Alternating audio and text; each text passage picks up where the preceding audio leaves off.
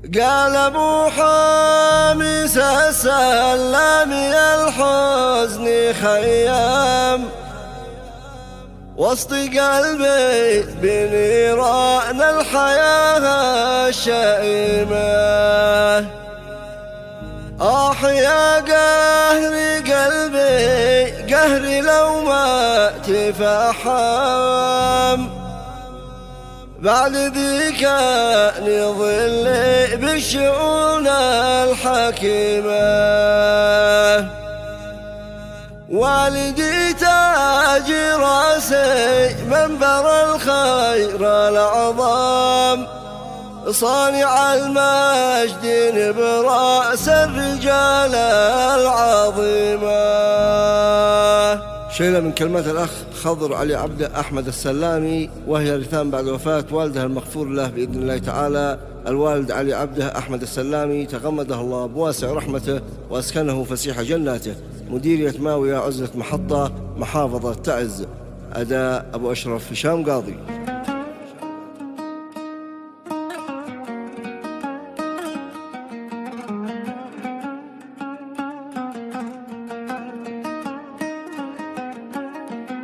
باسمك أدعيك يا من أنت لسه بتعلم يا كريمان يا مولى الصفات الكريمة. أسألك يا عظيم الشان تغفر وترحم روح بي وارزق فضلك لاقي نعيمة واجعل في نعيمك يا إلهي مكرم جنة الخلد واجعلها لروحي غنيمة. قال ابو حامس السلامي الحزن خيم وسط قلبي بنيران الحياة شائمة.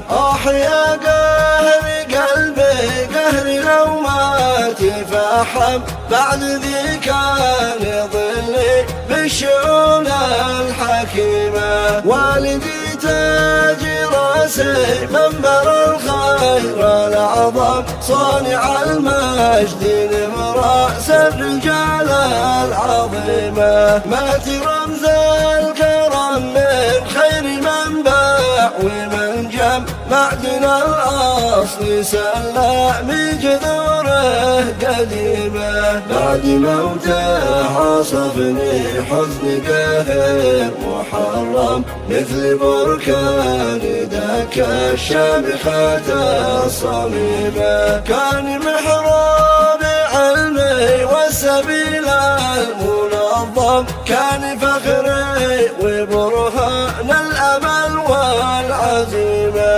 عاش عمره كريم الكف بالجود مهتم خطوته في سبيل الحق خطوة قويمة. كان دار السباع يسمع لو تكلم غاب صوته من الشرمان غيمة حميمة. كان يوم الربوع الوعد ينزل مهندم كل من يعرف ان اليوم لا خير قيمة. راس الاسبوع ينزل لاجل يحلق وينعم عقلها المنتظم فاق العقول السليمة. رحمك الله يا تاج النضال المخضرم يا أبي موتتك في عمري أكبر هزيمة. الخضر بعد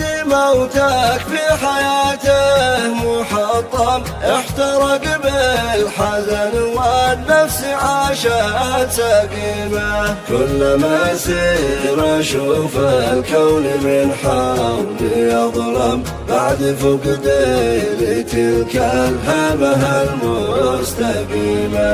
كيف طفي لهيب الحزن في القلب والدم كيف قطي وجع تلك الجروح الأليمة.